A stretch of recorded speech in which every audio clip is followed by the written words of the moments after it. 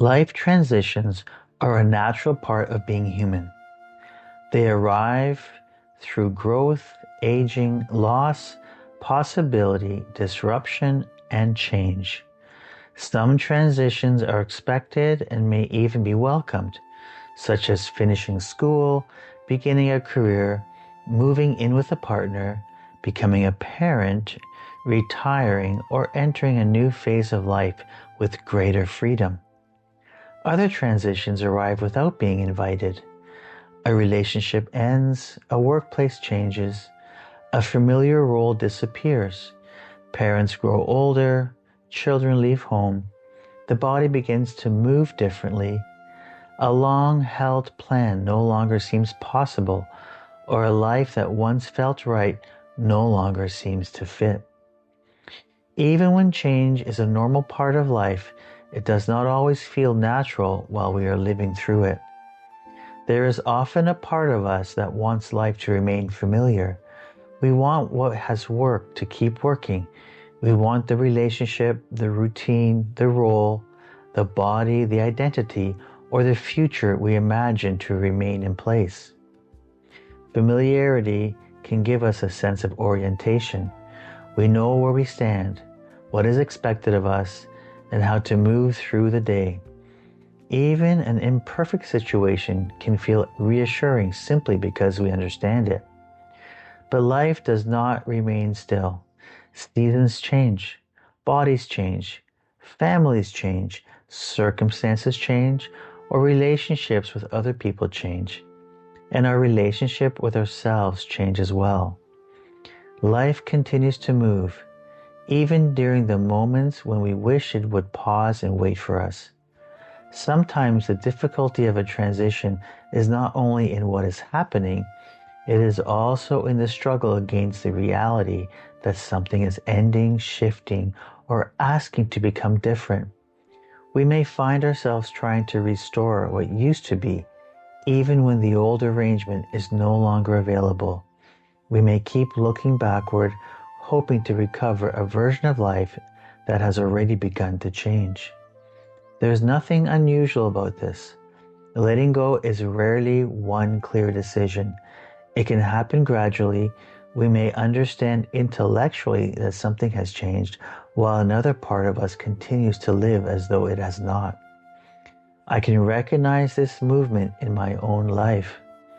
Earlier in life, I was impatient to grow up. I wanted responsibility. I wanted a career. I wanted the sense that life had taken shape and that I had become someone solid and dependable. There was energy in that push forward. There was excitement in imagining what could come next. But there was also strain.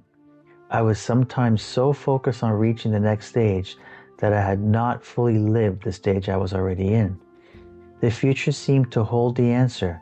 I imagined that once I arrived at the right place, achieved the right goal, or became the person I was trying to become, life would feel settled.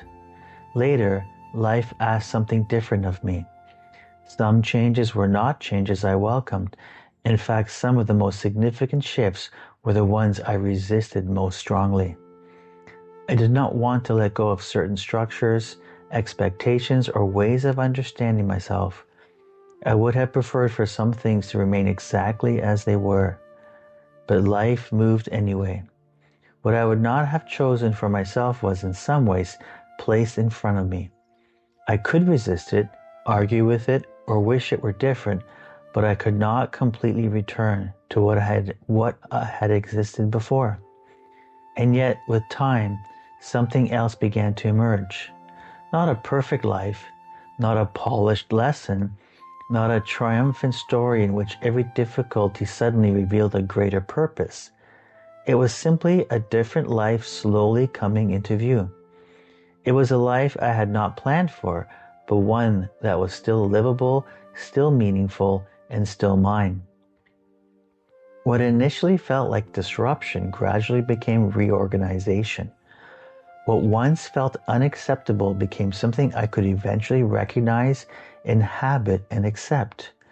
This does not mean that every loss becomes welcome or that every painful change must be reframed as a gift. Some experiences remain difficult. Some endings leave a lasting absence. Acceptance does not require us to pretend that we wanted what happened. It may simply mean recognizing where we are now. That is one of the quieter truths of transition. Sometimes we do not move forward because we feel ready. Sometimes we move because life moves, and we slowly catch up with what has already begun. Transitions are not only events that appear on a calendar, they are experiences that can affect the whole person. Change may be noticed in the body through tension, tiredness, restlessness, heaviness, or a feeling of being unsettled. It may be experienced emotionally through sadness, relief, fear, irritation, uncertainty, and anticipation, or several feelings arriving all together. Transitions can also affect how we relate to other people. Some people become quieter and more private. Others reach for greater closeness. We may try to hold everything together, search for certainty, or keep ourselves constantly occupied so that we do not have to notice what has changed. None of these responses tells the whole story. They may simply be ways of finding orientation while the familiar ground is shifting. A Gestalt perspective invites us to pay attention to the experience of transition as it is unfolding, rather than rushing to explain it or turn it into a lesson. Instead of immediately asking, "How do I get over this?" we might begin with a different question. What is happening for me right now? We might notice what becomes clear when we slow down. What am I feeling as this chapter ends? What am I holding on to? What feels different to leave behind? What am I afraid might happen if I allow this change to become real? What support is already present in my life? What feels absent? What part of me is beginning to move toward the future, and what part of me is still standing in the past? There may not be immediate answers. Sometimes the value is simply in allowing the questions to exist. Transitions often contain more than one truth. We can feel grief for what is ending and curiosity about what may come next. We can miss an earlier version of life while recognizing that we can no longer live there. We can feel uncertain and still continue moving. The old and the new may overlap for some time. Perhaps living through change is not about becoming completely fearless, certain, or prepared. Perhaps it is about learning to remain present while life rearranges itself.